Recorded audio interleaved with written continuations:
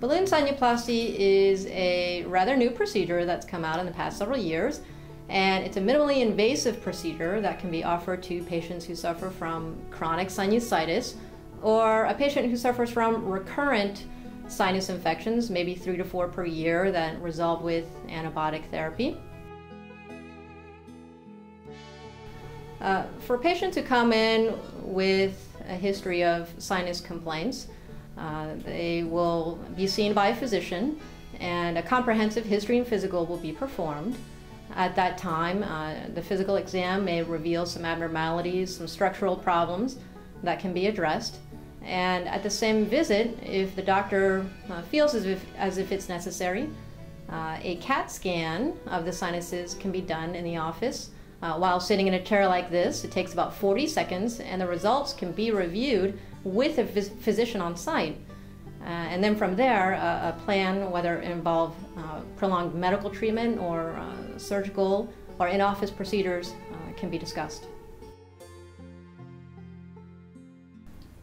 Balloon sinuplasty is a new procedure that allows the ENT physician to widen and open the sinus windows using a soft, flexible balloon catheter, and the sinuses can also be irrigated with saline solution to wash out any infection.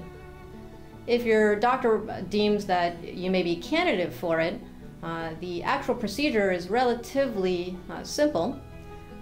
Depending on the extent of your sinus disease, the procedure can be done in the office or it can be done in the operating room.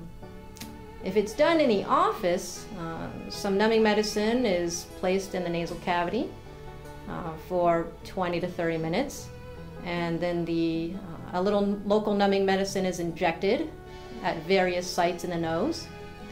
After that, the balloon catheter is actually passed into the affected sinuses, and the actual balloon dilation part can take anywhere from 10 to 20 minutes.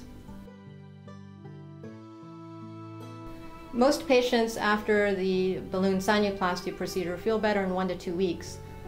Symptoms such as nasal stuffiness, facial pressure, postnasal drip can improve dramatically and are sustained, as studies show, even up to 2 years at this point. After the procedure, most patients report that pain is mild and oftentimes relieved by over-the-counter Tylenol, and sometimes Tylenol number 3, which has a small dose of narcotic in it. Most patients experience very little bleeding because the procedure does not remove actual bone or tissue, and most patients are back to normal activities in several days.